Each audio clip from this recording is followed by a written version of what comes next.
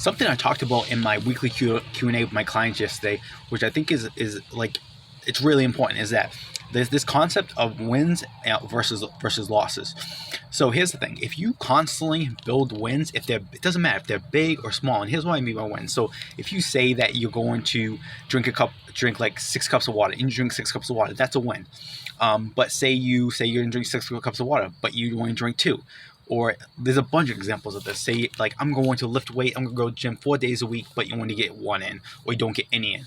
Versus, like, okay, I'm only going to work out twice a week, but I get them in. This has a huge impact on, like, your mental state.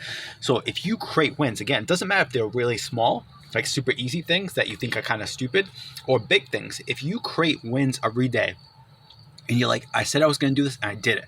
What that happens is that builds confidence. That builds a belief in yourself. And over time, you're going to want to push yourself more and do more and more to rise to that challenge.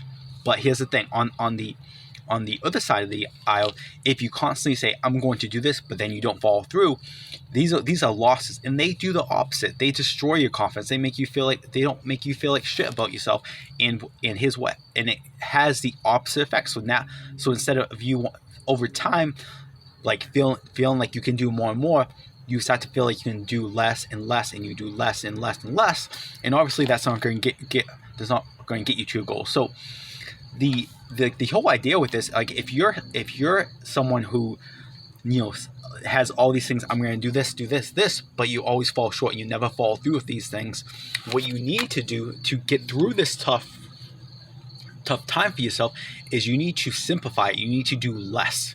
All right. And it sounds counterintuitive, but if you do less and you actually follow through with this, you're going to build some momentum. You're going to build some confidence. You're going to build some self-belief. And that's what we really need to be successful in the fitness, fat loss, or whatever your goals are. So if you're someone who that resonates with, like you constantly say, hey, I'm going to eat like this, or I'm going to train these days, and you constantly just make an excuse, or for whatever reason you don't do it, try this strategy. Just make it super easy. And here's the thing: you might make it easier and you might still do that. And what you have to do, and again, this is counterintuitive, but you're going to have to make it easier and easier until you follow through. All right. So maybe you want to train 5 days at the gym, but maybe right now, like, what you really need to do is simplify and just maybe be like, I'm going to walk for 10 minutes every single day of the week.